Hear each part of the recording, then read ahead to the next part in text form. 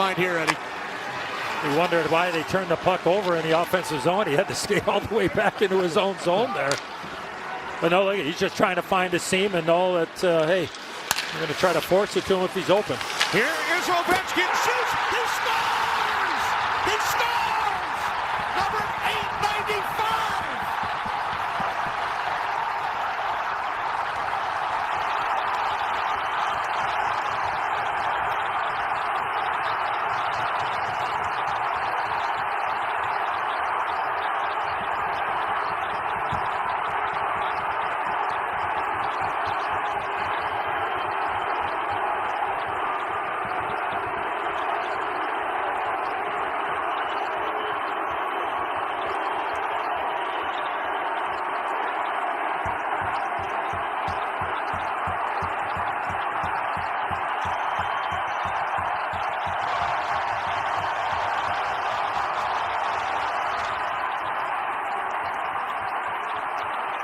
The Great Eight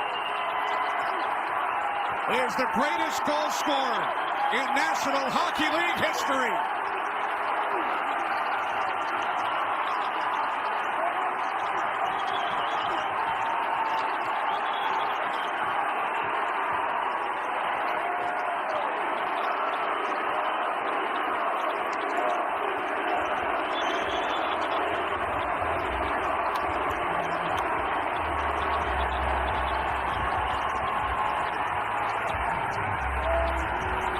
Ovechkin has done it. He surpasses the great one, Wayne Gretzky, with career goal number 895.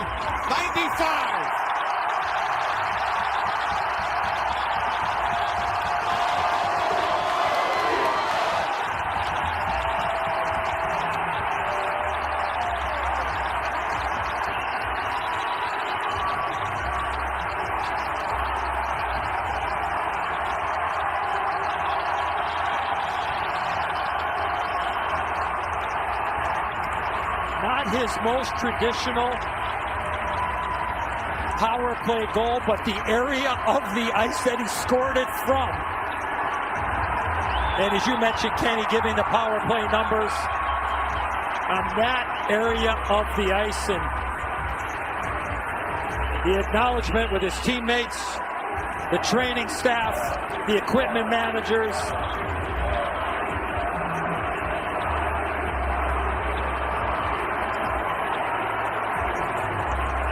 The front office, the staff,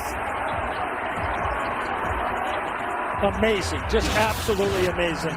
Right part of your screen, Tom Wilson finds him, top of the circle, left wing boards,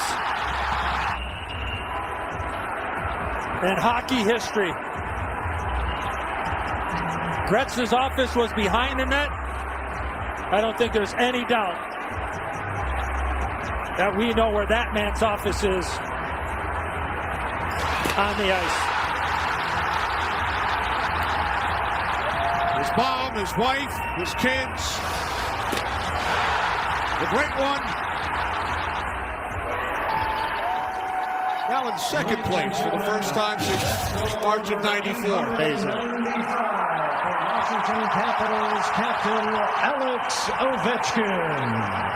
While we were showing that goal, Ovi continued to go down the line, shaking hands, hugging members of the team, the organization, in a class move here, as we saw the other night in DC with the Chicago Blackhawks acknowledging the Great Eight.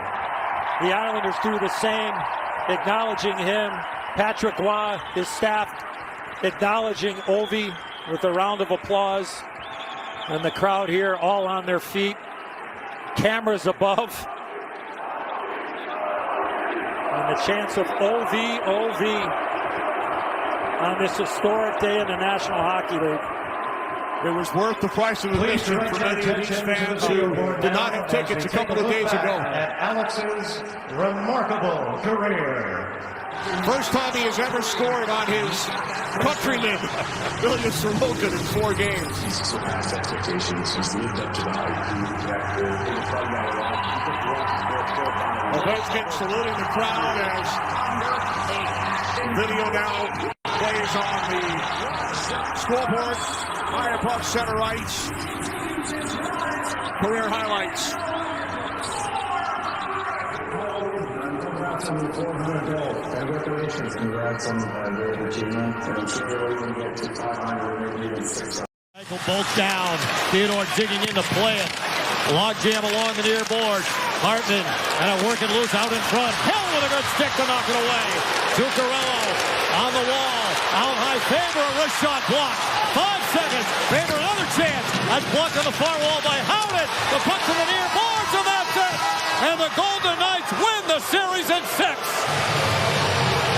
They close it out in St. Paul tonight and win the series 4-2. The captain with the series clincher, and the Golden Knights yet again on to the second round of the playoffs. And they really had to gut it out late, Shane. A couple of icings. That was a tired group. Sacrifice, some huge blocks. And the Golden Knights win the series and knock off the Wild in 6 games. The Vegas Golden Knights Broadcast Network is presented by Palms Casino Resort and Yamava Resort and Casino. Your Vegas to California connection. Mark Stone will lead the handshake line for the Golden Knights. And Jared Spurgeon, the Wild captain, leads the way for them. More playoff disappointment for Minnesota. Out in the first round. They have not won a series in 10 years, and that will continue. And for the Golden Knights, they tasted first-round disappointment last year, losing in 7 to Dallas, but not the case this year. They knock off Minnesota in 6. Oh, what an effort from this Minnesota Wild team. You look at what they were able to do, how hard they competed right to the very end. But the Golden Knights able to get it done. Aiden Hill, his best game of the series. I liked a lot of their third period. You mentioned extended shift. Theodore and McNabb both out there for 2 minutes and 35 seconds. The final 2:35 of this game. Stone was out there for over 2 minutes. So they're big guys that come through at both ends of the ice for the Golden Knights. Now the handshakes continue here in St. Paul. As a look at Marc-Andre Fleury. His 21 season career in the NHL comes to an end here in St. Paul tonight. Sure to be Hall of Famer, second all-time in wins in the NHL. Said Aiden Hill, outstanding in this game. And the Golden Knights win the series in 6. And Marc-Andre Fleury chatting with his old teammate in Vegas and Shea Theodore. Said Aiden Hill and the Golden Knights close it out. Said how tight this, especially the last 3 games. Golden Knights overtime win here in Game 4. Overtime win in Vegas in Game 5. Had the lead in this game, never did trail, and that's the thing that did hold up in the series. The team that scored first won all 6 games, including the Golden Knights. You can hear the chants of Fleury as his career comes to an end here tonight. He did appear in Game 5, making him the first goaltender in league history to appear in 18 different postseasons.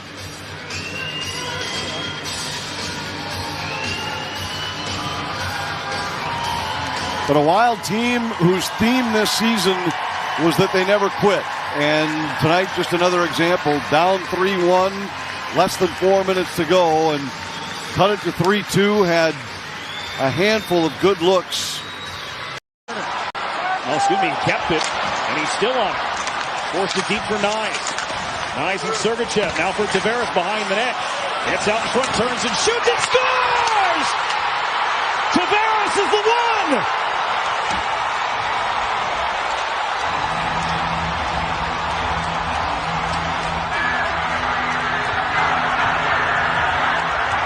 This year it is different.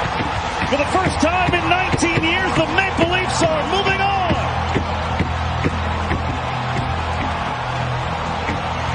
What a shift by the captain, Tavares. Played it along the blue line. Played it towards Shen. Shen had to bail out on that play. And Sheldon Keefe and the Toronto Maple Leafs will advance for the first time since 2004 against the Ottawa Senators in Game 7. The captain had the hat trick in the early win. Not much on the offensive side of it, but he comes up clutch on this wraparound play with a lot of congestion in front of the net. And somehow it gets beyond goaltender Andrei Vasilevskiy.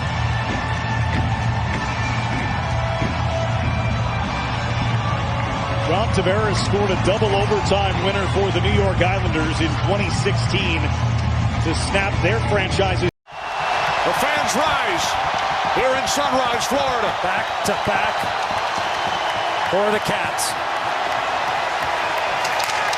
15 seconds. Gustav Forsling holds. The Panthers begin to celebrate.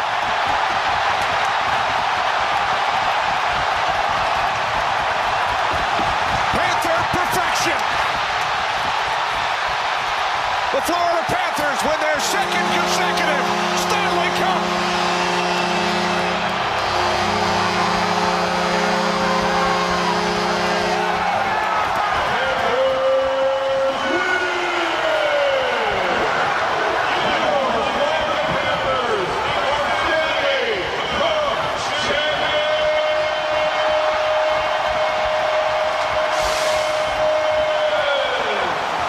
The Panthers go back-to-back.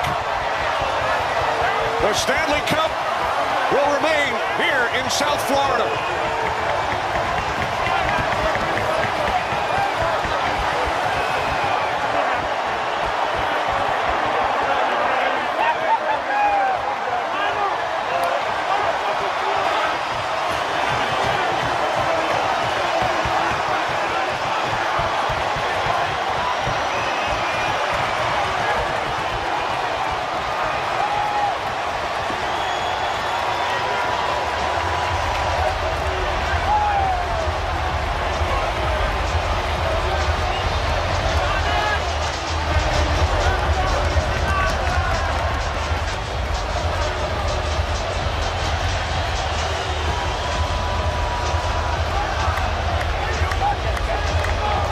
Two in a row for head coach Paul Maurice and the Florida Panthers.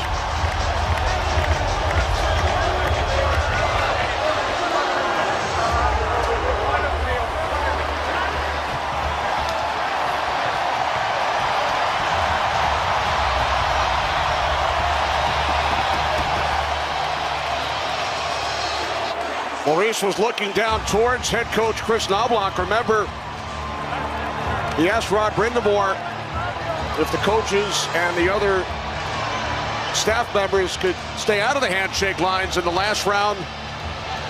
He said it was all about the players, but Knobloch has headed back to the end of the Edmonton Oilers handshake line.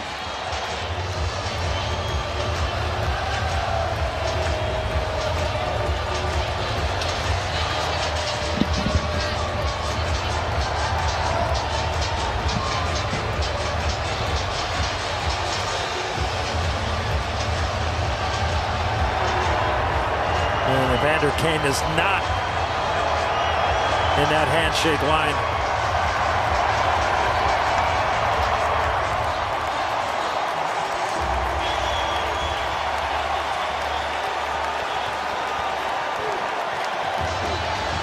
The Florida Panthers, who won only 4 playoff series their first 28 seasons,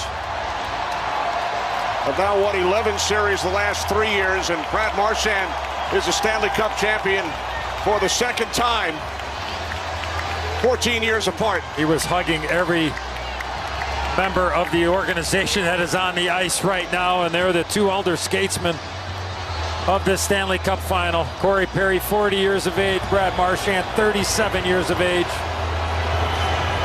Perry has played in 5 Stanley Cup finals the last 6 years and has been on the losing end all 5. He did win with the Ducks back in 2007. Seth Jones, acquired from Chicago prior to the deadline. His dad, an NBA champion, as we mentioned earlier, as an assistant coach, and now Seth Jones is a Stanley Cup champion. Sergei Bobrovsky, once again. The chance of Bobby.